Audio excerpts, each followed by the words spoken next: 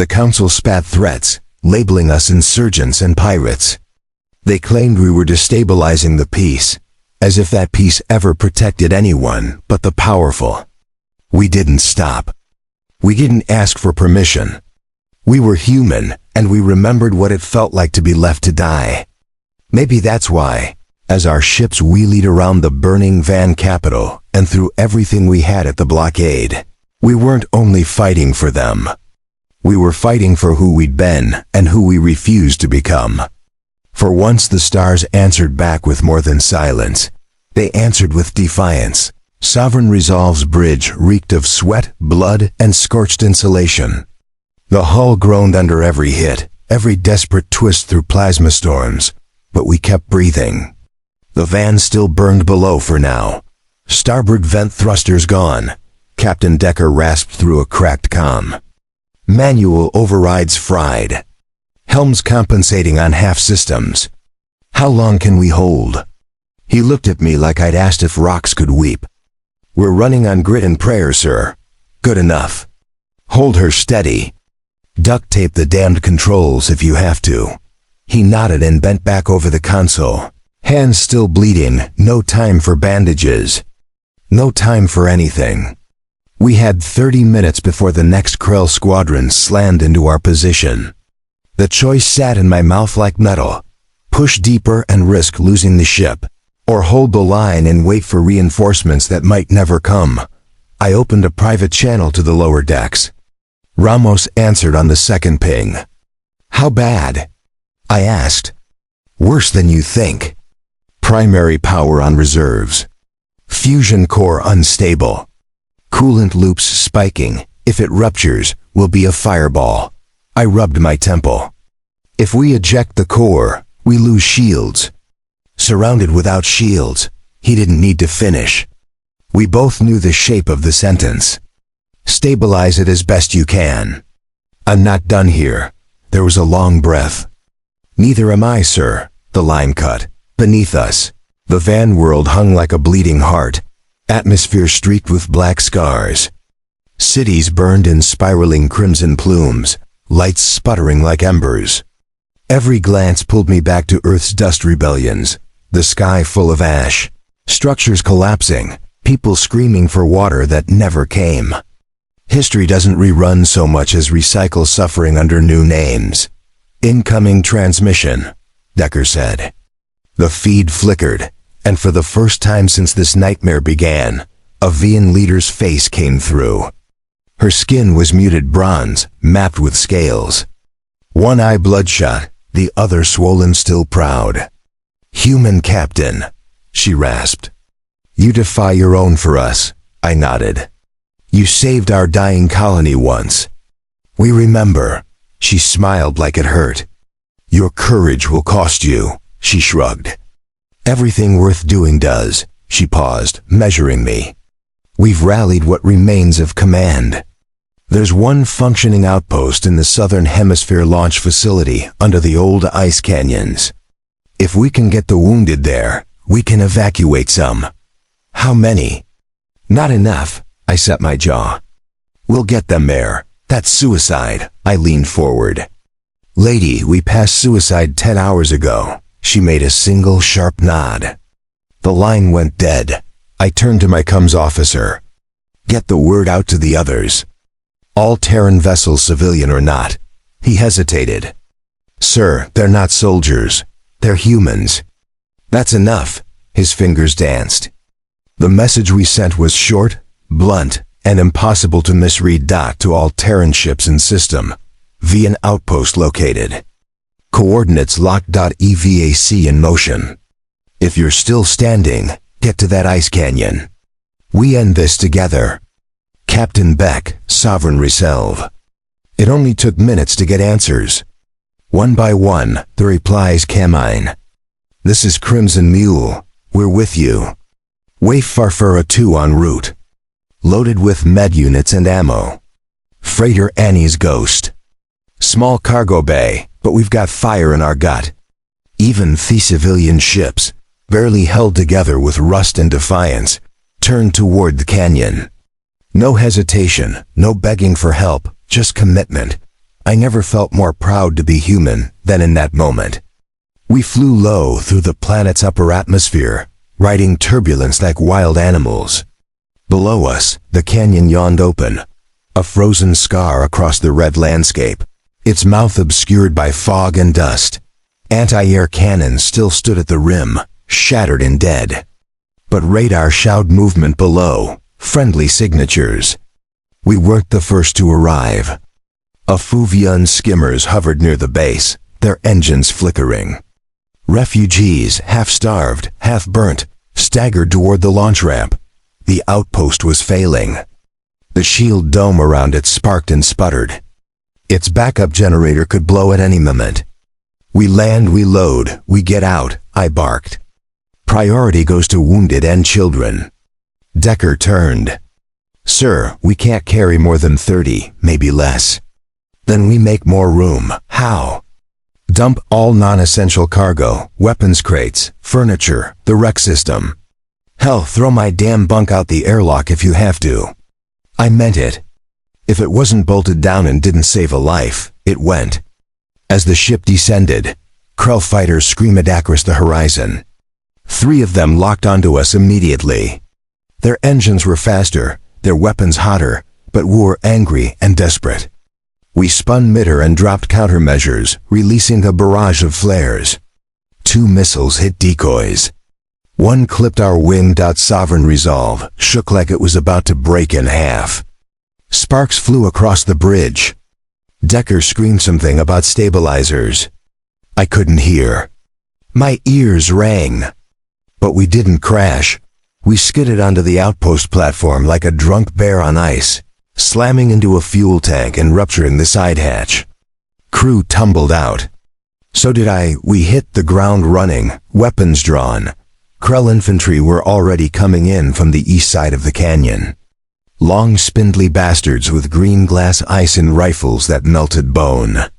I gunned the first one down from 10M. My rifle hissed and shook in my grip. Blood or whatever passed for Krell blood splattered across my armor. Ramos had a sidearm in one hand and a wrench in the other. Sir, core is still holding barely, but we won't get a second launch. Then we only need one. He nodded and disappeared back into the ship. Behind us, civilians poured into the hold. Virian children clung to their mothers, their tiny faces smeared with ash and dried tears. Medics lifted stretchers. Some of the wounded didn't make it to the ramp before falling still. We were losing them fast. Another human ship landed beside us. Annie's ghost. Her hull looked like Simeone had built it out of spare car parts and old barn doors, but she didn't hesitate either. Her crew, 4 men and one woman, spilled out and began grabbing refugees like cargo, dragging them to safety. A Krell sniper took one of them out. Clean head shot. He crumpled. No one stopped. Not even his brother, who only paused to grab his rifle before continuing the load-up. That's how humans fight, with rage and sorrow intertwined. We'd taken most of the canyon by the time the Krell sent their big guns. A ground crawler, massive, plated in armor, rolling in like a mobile factory, powered over the eastern ridge and opened fire. Our makeshift defense line vanished in one blast. We lost 8 people. Beck, we need air support, Decker yelled over comms. There is no support, I shouted. We are the goddamn support. Then I saw it. An old missile turret half buried in ice. Maybe 50 years old, rusted and unused. But maybe. Ramos, get to that turret on the East Ridge. Try to rewire it. Sir, I'm an engineer, not a today, your artillery. He ran. The crawler crept closer. Krill units followed behind it like roaches. Their weapons hissed and screeched. The canyon echoed with the sound of doom. And then a deep hum, Ashriak, a sudden hoomp. The turret fired. It wasn't precise.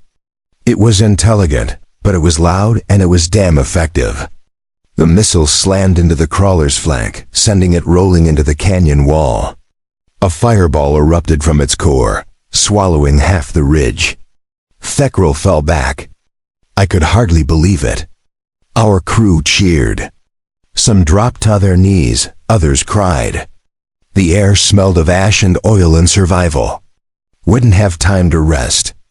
The wounded were still loading. By the time we closed the hatch, the Resolve had 42 souls aboard. 12 more than we could handle. I didn't care. We took off with sparks flying from the rear engines. As we ascended into the stratosphere, the Council finally made its move. A message blinked onto our comms. You are in violation of interstellar war protocol. Stand down or be fired upon. I stared at it, read it 3 times. Then I spat on the floor and switched off the comms. They could call us traitors, terrorists, fools. But Tato's kids in the back of my ship, we were human. And that meant something Gagan. We didn't speak for a long time. The Sovereign Resolve rattled like an old freight train, barely holding itself together. The wounded moaned in the cargo bay. A child screamed once, then went quiet.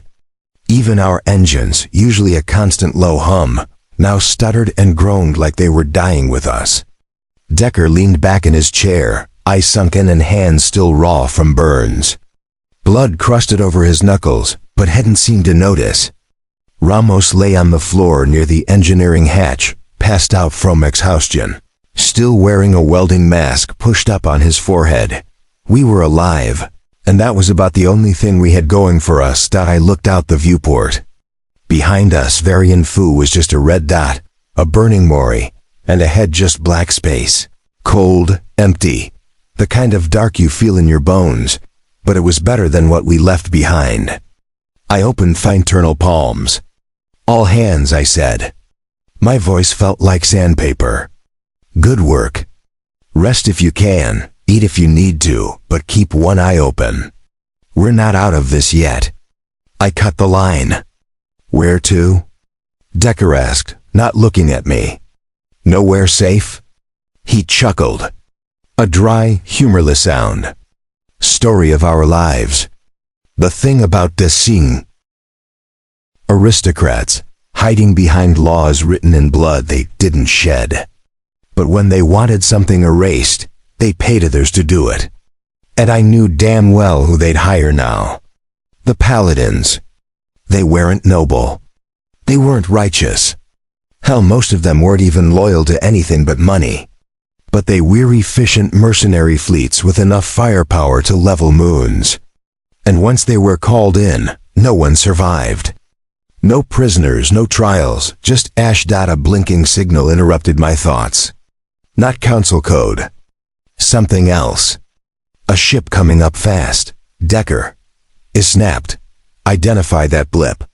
He tapped the console and the data came up. One vessel, small, fast, human-made, but unfamiliar, modified, beyond standard registry. It hailed us. Put it on. The screen flickered. A face appeared. Rough, bearded, scarred, ice-cold like space itself. Not council, not military, but I knew the type. 10 Fowers. Earthburn, battle-hardened. This Captain Beck, the man said. He nodded. Who's asking? Name's Troy. He paused. Used to fly salvage out past Saturn. Saw what you did. Heard the transmission. Figured I'd come see if the stories were true. They're worse, he smirked. Good. I brought friends. The screen split. Dozens of blips lit up our radar. Ships coming out of stealth range. Freighters, gunboats, haulers, all human, all off-grid. They weren't part of Earth's defense fleet.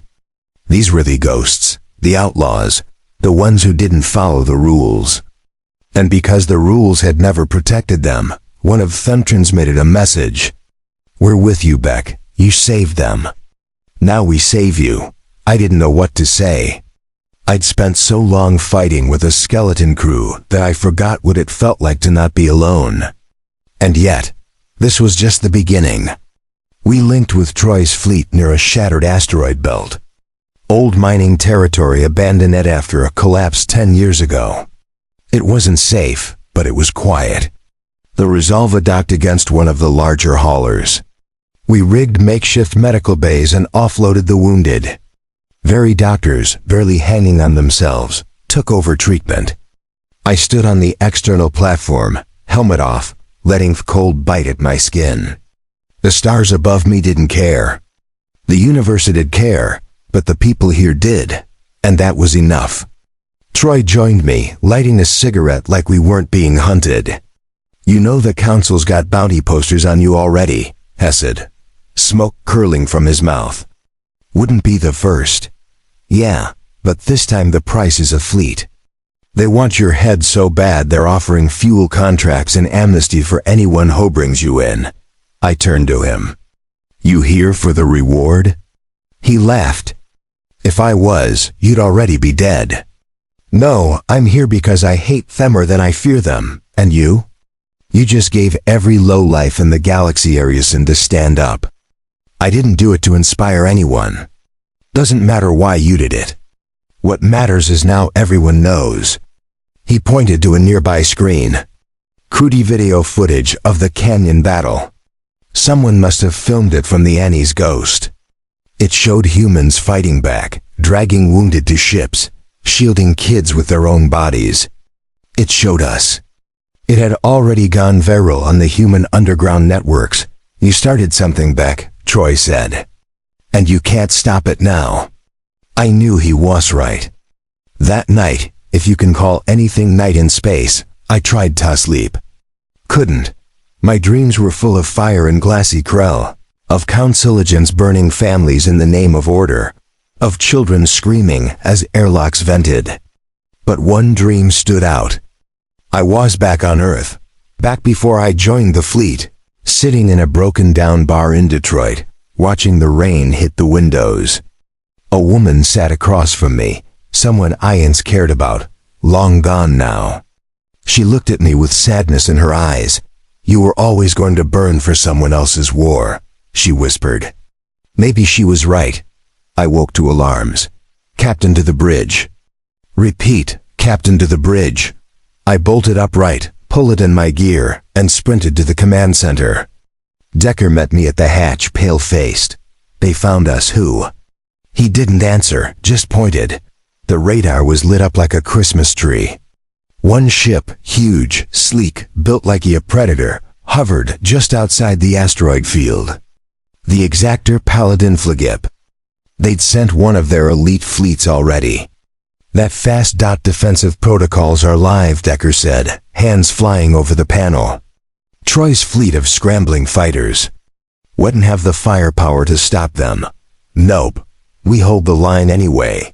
Hegrin through clenched teeth. Of course we do. Troy's voice came over comms. We've faced worse than these merc pricks.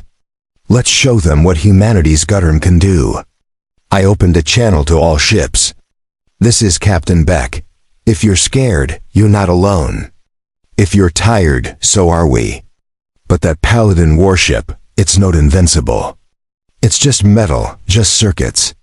It bleeds like anything else. And it burns like hell when you hit it right. I paused. They want to make an example out of us, so let's give them a damn good story to tell. The battle began seconds later. Fighter drones screamed into the asteroid field. Gunfire ripped through rock. Explosions and debris tumbling. The Sovereign Resolve launched her remaining torpedoes, hitting fast, hard, and then vanishing behind cover. We fought dirty. No formation, no hierarchy, just survival. But the Paladins didn't know how to fight chaos. They were trained Takrush armies, not insurgents, not pissed-off civilians with nothing to lose. And we made them bleed. Annie's ghost rammed one of their cruiser Shetton, detonating her core and taking 10 enemy drones with her. No survivors, they knew it going in. A kid in a retrofitted mining rig took out a Paladin gunboat by faking Adastra signal, then jamming a live plasma drill into its hull when they tried to board. They weren't warriors, they were humans, and they were angry. But the Exactor didn't flinch. I'd unleashed a blast that tore through 3 of our ships in seconds. No warning, no mercy. We were losing ground. Beck, we can't hold this, Decker shouted. They're too strong. I clenched my fists. looked at the Virian children huddled near the medbay, at the bleeding volunteers working double to meadow save strangers. Then I made a choice. Patch me through to the Paladin Commander. Decker hesitated. You serious now? The screen flickered. A woman appeared, steelied, silver armor, face like a tombstone. Captain Beck, she said. Ready to die? I leaned in. Not before I tell Thegalaxy who you're about to kill. She didn't respond. I kept going. You're not blowing up warships. You're slaughtering refugees, children, medics, volunteers. I'll transmit every last second of this battle to every human system from here to Titan. Every Council oil ship that backs you will wear that shame like a badge. Her jaw tightened. This war is bigger than you, Beck. No, I growled. It's smaller. It's one ship, one choice, and right now the galaxy is watching you. She stared. Then the line cut. A pause, then silence. The exactor stopped firing, retreated. We didn't win. Not really. But we survived. And sometimes that's the unlike kind of victory you get in a galaxy this cruel. The silence after battle is never peaceful. It's tense, hollow, like a breath held too long, waiting to shatter. We watched the exactor fade into Theblak, leaving only scorched metal and drifting corpses behind. Half of Orfleet was gone. Annie's ghost was space dust. 3 civilian haulers had been breached. No survivors, and the few still flying were running low on fuel, munitions, or both. Troy patched into the Sovereign Riesel Vesbridge, his image shaky, his cheeks split open and bleeding. She pulled back, he said. Voice. But don't think that was surrender. They're regrouping. That was a warning. I nodded. And we heard it loud and clear. What now, Beck? That question weighed heavier than any bullet. We were fugitives now. Every ship that had helped us, even the ones just delivering food, was marked. No one could return to Council ports. No docking. No trade, no repair, not without being arrested, executed, or both. And yet, we had started something. Across the independent channels, stories of our defiance were spreading like a virus. The Council couldn't contain videos, audio leaks, survivor interviews. People weren't just watching, they were choosing sides. I've got 32 new ships requesting rendezvous. Decker told me, all Terran, some from Mars rings, some from asteroid colonies. Combat ready. Most aren't, but they're coming anyway. Of course they were. The Council had ruled with an iron fist for too long. Oppression was a slow poison, and we had just triggered the first wave of vomiting. Now humanity wanted to purge the whole system. But rebellion wasn't romantic. It was ugly. And soon it would be personal. I called a meeting on the Resolve's lower deck, what used to be our cargo hold now half converted into a temporary war room. Holograms flickered overhead. System maps, supply routes, refugee lists. Exhausted crews stood around crates, some still bandaged, some still limping. Troy sat on the steel barrel, arms crossed, jaw tight. We lost too many, Began. And more are coming. But this isn't just about survival anymore. Murmurs, nods, a few skeptical looks. This is about showing the galaxy that humanity doesn't kneel to cowards. That we don't turn our backs when innocent lives are burned for convenience. We're done watching, done obeying. A woman from Wayfarer 2 stepped forward, older, face-lined with battle scars. So what's the endgame? We keep shooting until they finally nuke us in totems. No, I said, we don't survive this by waiting for them to corner us. We need leverage. We need a goddamn voice loud enough that even the Council can't silence it. Troy grunted. And where exactly do we find that Earth? The room went quiet. I left word hang there, heavy like a loaded weapon. Earth still has a seat in the Council. They pretend neutrality, but they've always played both sides. We force their hand. If ear. I walked in alone, lights low, audio recorders rolling. You're going to Earth, I told him. Alive, he smirked. You think you'll Macite past orbit with me on board? No, I know I will because you're going to help them. He chuckled. And why the hell would I do that? I leaned in close. Voice calm, flat, dangerous. Because I've seen what you bastards do to planets you don't like. I've heard the screams from mining colonies deficient. And I've watched kids choke on vacuum because you wanted a clean report. His smirk faded. You think the galaxy cares about those people? He said, sneering. They're dirt replaceable. You're risking everything for insects. No, I said, I'm ending everything foreman like you. Then I hit the console and played his own ship's logs, command orders, council channels. One voice clear as day. Use overwhelming force. No survivors now witnesses. The bastard's expression cracked. For the first time, I saw fear. You're not taking me to Earth, he said. You're making me a scapegoat. No, I corrected. I'm making you proof. And with that, I turned and walked out. We launched 2 days later. A small ship, stealth core, no weapons, just me, Decker, and the prisoner, sedated and chained to a grav chair. We broke Earth orbit on silent approach. Masked bisilar interference. Of course, they saw us eventually. Their orbital command scrambled fighters. We didn't run. We transmitted a live broadcast, encrypted, but wideband. The kind of signal every newsette and civilian feed couldn't resist. People of Earth, I said, staring into the lens. You've heard the rumors. Know here the truth. I hit play. The logs, the footage, the confessions, the screaming refugees, the paladin orders, the retreat of the exactor, all of it. The feed was raw, bloody, real, and Earth ate it up. We were intercepted for landing, hauled out at gunpoint. But I saw the hesitation in the Sodders' eyes. They weren't sure if we were enemies anymore. The truth had cracked something open. They didn't kill us.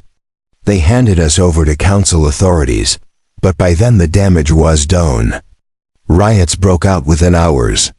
Peaceful protests turned into blockades. The council's Terran representatives were booed out of public chambers. Rowe made his first public statement in 3 years. If the council has no shame, then Earth must have the spine to stand out. By the time they threw me in a holding cell, I knew we'd lit the match. The cell was small, no windows, no air vents I could see. The lights never dimmed, the temperature never changed, and the silence felt like it was pressing on my lungs. It wasn't a prison cell. It was a waiting room for execution. I sat on the floor, back against cold alloy walls, trying not to sleep. I hadn't closed my eyes in over 30 hours.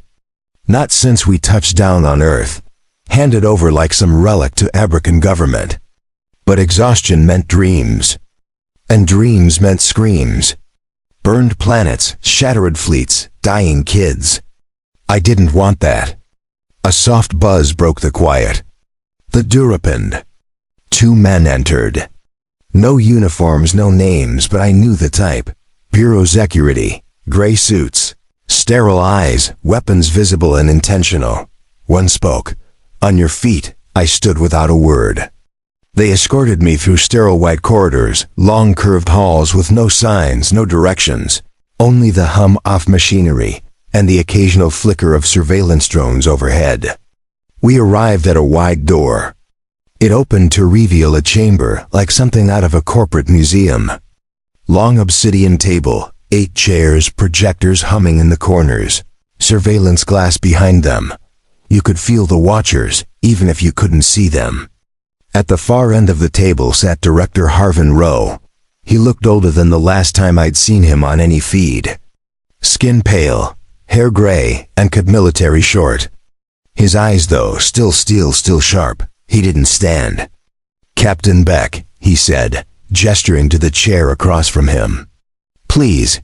I sat. The agent stayed behind me, unmoving. Rowe leaned forward, folding Hishans. I've seen everything you transmitted, he said. The footage, thelogs, The confession. I said nothing. I'll admit you're either the dumbest man I've ever seen, or the bravest, maybe both. He smiled slightly, but it didn't reach his eyes. Do you know what's happening outside this building? No, cities are burning. Protesters are shutting down mag rail stations. Council embassies have been torched in 2 major capitals. They're calling it the Red Wave. I nodded slowly. You lit a match, he said. And now Defiance eating its way across the continent. I didn't ask for a rebellion, I said. I just refused to let cowards murder children. Rose's face darkened. You made Earth choose, Beck. You dragged us out of our neutrality and forced our hand. Good. He narrowed his eyes. You realize what happens next, don't you? I get executed. The council sends a message. End of story. No, he said. That's what Defiance wants. But I have another idea. That got my attention. I'm listening. Rose stood and walked to the glass wall. His reflection hovered beside mine. The council overplayed their hand. Thepaladan orders, the refugee massacres, all of it. They thought Earth would stay silent like always, but we can't. Not now. He turned. I want you to lead their assistance. I blinked. What? You already are, Hesed. The colonies chant your name like a war cry.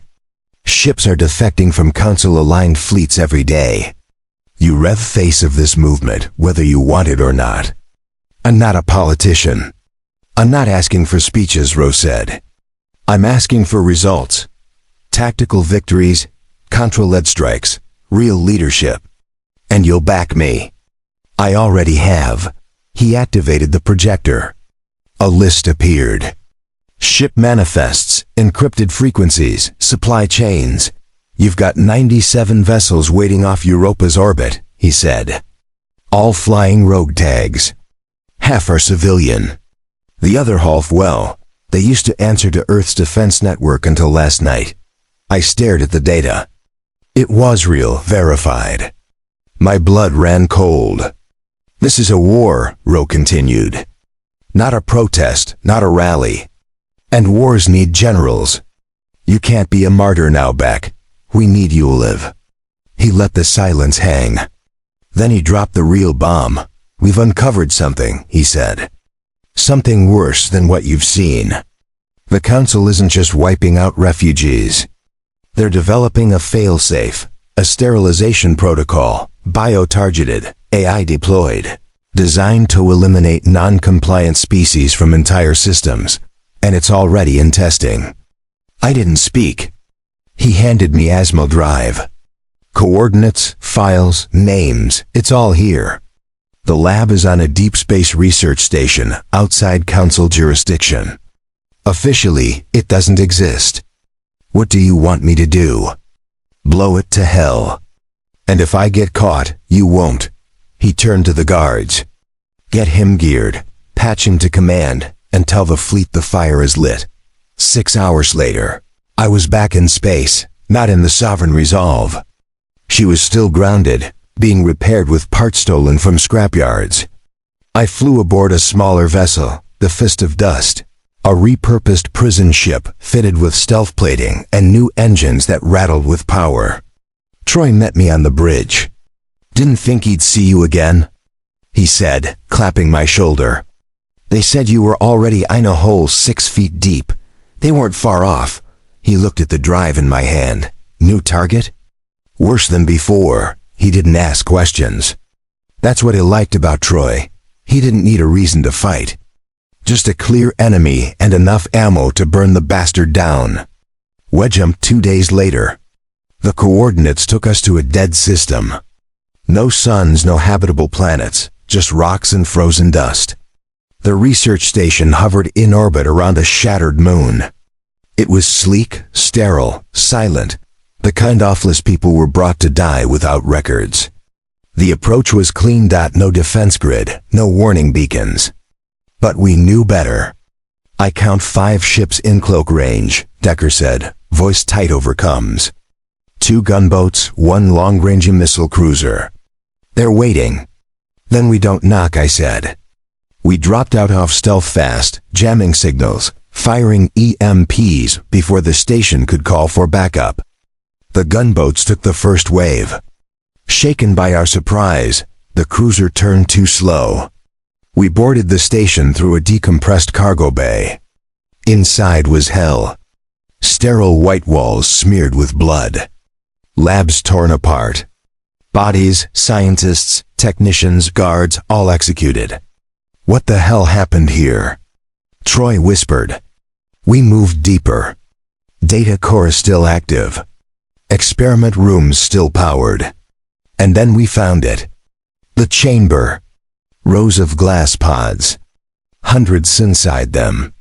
Not corpses, not aliens, humans, malnourished, injected, tagged with data labels, aggression level, mutation response, resilience rate.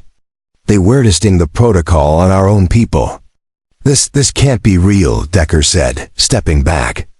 It was real. I accessed the mainframe, files unzipped in seconds. The Council had authorized Project Lustrum nearly a decade ago, a preemptive genocide failsafe for use in case of rebellion. Designed to be species-specific, invisible, and irreversible. And they were testing eaten political prisoners and prisoners of war. This was never just about the Vans. They were warming up on them. Humanity was next. I downloaded everything, wayped the backups, set thermal charges on every console. As we made our way out, the first surviving test subject opened their eyes. A girl, maybe 17, bones sharp under her skin. Her voice was dry as ash. Are we free? I swallowed. Not yet, but we're getting there. We returned to Europa with the evidence. Roe went public in minutes. This time, he didn't ask permission. This isn't diplomacy anymore. It's survival. The Council doesn't negotiate with resistance. It sterilizes it. But we are not insects. We are not errors in their system. We are humanity. And we don't go quietly. Earth withdrew from the Council that night. 3 more worlds followed within days, and the first official battles off human independence war began. But I didn't celebrate. I stood in Sillin. We hit it. Murmurs rippled some sharp inhales. They'll retaliate, Decker said. Tenfold. I know you're sure it's worth it. I'm not sure about anything anymore, I admitted. But every time we let them dictate the pace, more people died. Troy grunted. Then we bleed them hard. I nodded. We sent a message. They burn our civilians. We burn their fuel. The Nerex operation was suicide. We had 40 ships. They had double that. And automated drones patrolling the high-orbit lanes. But we didn't play by their rules. We came in low, using freighter signals, masking our ID tags as corporate junkers. The Paladins weren't looking for war fleets and garbage haulers. By the time they realized what hit them, we were inside the atmosphere. Resolve led the drop team. We broke through a mining shaft on the southern pole. An old access route sealed Decadasago due to seismic risk. Ramos rigged charges to reopen it. Our landers shot down the tunnel at breakneck speed, slamming into lower platforms where refinery controls were kept. We came out shooting. The refinery guards weren't soldiers, just contracted grunts. Some surrendered instantly, others fired until they were cut down. We moved fast, room to room, floor to floor. Our objective, overload the central reactor, set the fuel tanks to chain detonate, and get out before the whole place lit up. I was on Fairground, rifle in hand. My boots were soaked in coolant and blood. Decker was levels above me, keeping comms open and eyes on exits. Ramos was down in Thekor, bypassing the lockdown protocol. And Troy, he was where he always was, in thick of it, clearing the upper levels with a shotgun and a bad attitude. This place is bigger than it looked on scans. Ramos grunted over comms. It's going to blow bigger too. How much Timido we have? I asked. 7 minutes maybe. That wasn't enough time. Not for the wounded. Not for the last ship that hadn't docked yet. I looked back. There were civilians here. Unpaid labor, techs, janitors, people who didn't even know their planet powered a war machine. They were screaming, hiding, running. We couldn't leave them. I radioed to Resolve. Evac route Delta. Route all extraction to East Sector tunnels. Bring every shuttle. Decker paused. We'll be cutting it close. Close is good enough. The blast could be seen from orbit. The whole southern refinery chain went up in an orange plume that turned the sky into a second sun. The shock wave cracked mountain ranges and sent aftershocks rippling for hours. We lost 5 ships. But we crippled the Paladin fleets. And we saved over 600 civilians. Back at the graveyard, there was no celebration, only silence. Faces that didn't know whether to feel proud or sick. That's what war does. It robs you of clarity. I found Troy on the external deck later that cycle. He was sitting on a supply crate, staring at the stars, a flask in his hand. They're calling you a butcher now, Hesed, not looking at me. Who is council channels? Even some independents. They're spinning NAR as a civilian massacre. Claim we hit a med compound, blaming us for seismic deaths. I sat beside him. They always lie louder when they're scared. He nodded. I had taught you to kid, Beck, he said quietly. One of the guards couldn't have been older than 16. He didn't even know how to hold his weapon, right? But he aimed it and pulled the trigger. I didn't say anything. There was nothing to say. After a while, he looked at me. You ever wonder if we're still the good guys? I looked back at the stars. No, I said, because good guys don't survive this kind of war. But I know we're better than them, and sometimes that's all we've got. 3 days later, Earth came under siege. A council-aligned splinter group, the Centauri Wardens, launched a surprise strike on the orbital shield generators over the North American hemisphere. They used a stealth drop, 2 corvettes and insider codes. No one saw it coming. 32,000 dead in the first hour. And they didn't stop. Council ships arrived in Earth's orbit within a day. Not a fleet, not yet, but enough to trigger mass panic. Earth's government called for full mobilization, but here's the thing. They didn't ask me to come back. Roe went silent. Earth's leadership fractured. Half wanted to continue backing the resistance. The other half wanted to negotiate, to cut the losses and let the outer colonies burn. That was the first time I felt it. Not fear, not grief, betrayal. We had given everything, risked lives, freed prisoners, shattered supply lines, and now Earth was cracking. I punched Thekensol in my quarters until my hands split open.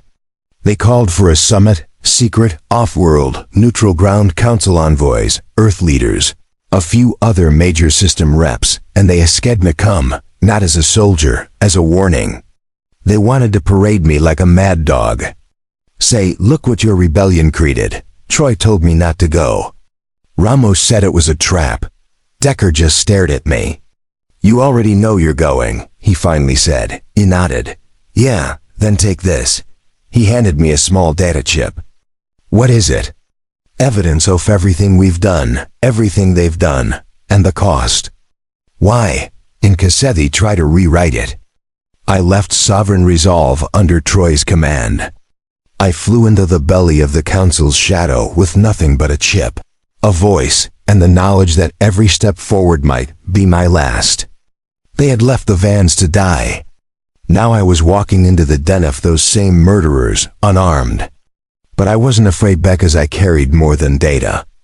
I carried the names of everyone they tried to erase, and I would not let them be forgotten. They held the summit on Cestus Prime, a diplomatic station floating in neutral orbit. Built centuries ago as a temple for reason, it looked like a cathedral made of steel and silence. Tall spires, glowing panels, halls that echoed every footstep like ghosts were following you. Security was suffocating. Gunships floated in anchor positions, drones buzzed overhead. Each delegation was escorted in by armored guards, weapons holstered, but hands always near triggers. This wasn't diplomacy. This was theater, a show for a dying system. They let me in last. No cuffs, no chains, just heavily armed soldiers behind me and a sensor collar around my neck that would trigger if I made any sudden moves or tried to broadcast a signal. A leash, basically. I walked through the grand entrance of the Hall of Accord as the eyes of the galaxy turned to me. The bio walked through the grand entrance of the Hall of Accord as the eyes of the Hall of Accord as the eyes of the galaxy turned to me. Delegates stood in semicircles. Council reps robed in silver and red. Earth's officials row among them, flanked by political scavengers. A few Friend World ambassadors stood on the edges, clearly uncomfortable. And there I was, the rebel captain, the terrorist, the man with ash in his coat in war, in high size. No one said my name. No one needed to. They all knew who I was. Rowe was the first to step forward. "Captain Beck," he said, "you stand here at great risk." I shrugged. Wouldn't be the first time. Then the council envoy spoke. Her name was Marilla Thorin, High Chancellor of Policy Enforcement. Her voice was the kind that pretended to be calm, but was soaked in venom. "You come here with blood on your hands," she said. "Fugitives do not belong in these halls." "Neither do butchers," I replied. That silenced the room. I could feel her fury, but she smiled through it. "The rebellion is crumbling," she said. "You've provoked genocide. You've destabilized systems. You've poisoned the minds of fringe worlds with delusions of freedom. All for what? Vengeance?" "No," I said. "Justice." She took a step forward. "You murdered workers on Nerex. You crippled trade. You shattered Deconsil's medical chain on Cedar Ring. You've dragged humanity into darkness." I held up the drive Decker gave me. "Ya want to talk about darkness? Let's talk about Project Lustrum, about Bauapons, about test subjects tortured in glass cells while the council watched and recorded." Rose's eyes widened. Thorin paused just a flash. I slid the drive across the table. "This contains everything," I said. "Logs, experiments, coordinates, orders signed with your clearance." She didn't touch it. Roe looked around, reading the tension. "Play it," he said. A technician brought up the hollows. What followed was 30 minutes of quiet horror. Footage of the Dip space station. Humans in pods.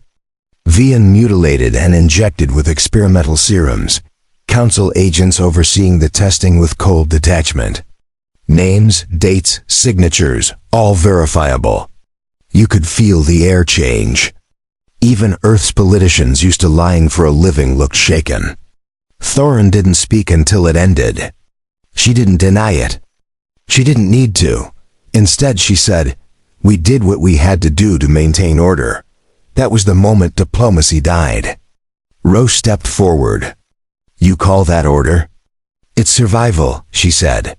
"No, it's extermination." Thorin turned to the assembly. "This rebellion is not righteous. It is infection." "And we offered Earth a chance to cleanse itself." Rose stared at her. "And now she smiled. Now we burn the infected out." The lights cut. Gunfire erupted. It was a trap. Chaos is louder than war. People screamed. Plasma bolts tore across the hall. Security bots activated, but they weren't defending anyone. They turned on the Independents first. One ambassador took a blast to the face. Another was thrown into a pillar. I ducked behind the table. Roe was on the floor, bleeding from the shoulder. His security fought like devils, but they were outnumbered. This wasn't a breakdown. It was a purge. The council had never intended to talk. They had gathered the remaining neutrals and dissident in one place, and now they were erasing them all. But they'd made a mistake. They brought me. The collar around my neck pinged, a soft beep, counting down to execution.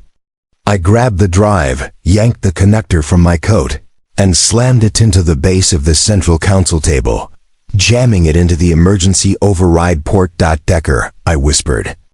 Now miles away in a stolen control room on station's maintenance ring. Decker's voice answered. Copy. Broadcast in Javinti. The Driv.